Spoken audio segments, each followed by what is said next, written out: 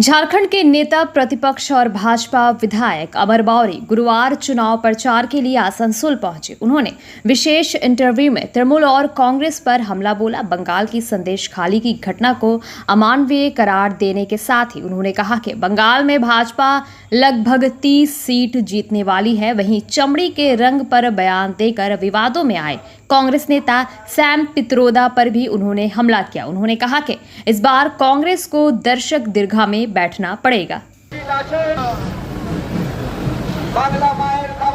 के वोट से भी इस बार ज्यादा मार्जिन से वो जीतेंगे। नहीं, उनकी हार सुनिश्चित है।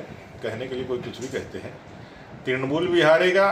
कांग्रेस सहित सभी विरोधी दल जो देश के विकास को रोकना चाहते हैं, जो देश की गति को हमेशा कम करना चाहते हैं और मोदी जी को रोकना चाहते हैं, मोदी के बढ़ते प्रभाव को रोकना चाहते हैं विश्व के अंदर, जो देश का प्रभाव है वो षड्यंत्र कभी पूरा नहीं होगा। देश की जनता और आसनसोल की राष्ट्रवादी जनता तो इस चीज़ को हमेशा से ध्यान रखिए।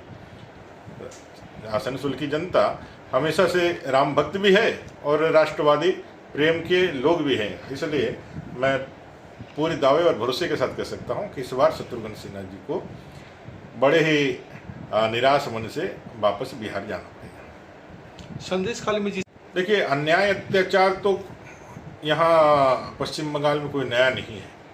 कभी कभी लगता है कि डेमोक्रेसी जो है क्या पश्चिम बंगाल में कार्य करता है। ये पूरा ऑटोक्रेटिक स्टेट बना हुआ है जहाँ लॉ एंड ऑर्डर का कहीं कोई आइन का कोई मतलब नहीं है। सिर्फ और सिर्फ उनकी अपनी दुर्नीति चलती है। और जिस तरह से भयावह दृश्य संदेश खाली से पूरी दुनिया ने देखा है और उसको तुष्टिकरण की राजनीति के लिए ममता दीदी की सरकार ने जैसे उसको पूरी तरह से बचाने और उसको संरक्षण देने का काम किया है।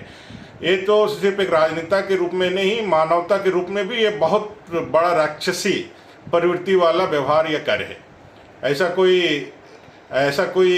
ऐसा ही एक अमानवीय व्यक्तित्व भी हो सकता है कि भाई इस तरह का कोई दानव तुल्य ही कोई व्यक्ति हो सकता है या कोई संगठन हो सकता है जो इस तरह का काम को संरक्षण देना चाहे। इसलिए संदेश खाली से भी एक बड़ा मैसेज जो वहाँ की माताओं बहनों ने इस अन्याय अत्याचार के खिलाफ कमर कस करके तैयार हुई और दुराचार के खिलाफ उन्होंने अपनी आवाज़ बुलंद की, अपने जान की परवाह किए बिना, अपने बच्चों के, अपने परिवार के जान की परवाह किए बिना, ये बहुत ही सराहनीय है। और मोदी जी सहित हम सब लोग उनके संघर्ष के साथ खड़ा है। और संदेश खाली के जो अन्याय है वो सिर्फ एक वानगी है। ऐसे कई एक संदेश खाली और कई एक शाहजहां पूरे पश्चिम बंगाल में जगह जगह पर बैठे हुए हैं। ऐसे घुसपैठिए बांग्लादेशी लोगों को उखाड़ करके बाहर फेंकने के लिए मोदी जी की सरकार वापस आनी जरूरी है और राज्य में भी बीजेपी की सरकार जरूरी है। तभी पश्चिम बंगाल का वह पुरातन गौरव और सोनार बांग्ला का वह पुरातन अभिनव गौरव वापस आएगा और वो भारतीय जनता पार्टी के हाथों ही आएगा।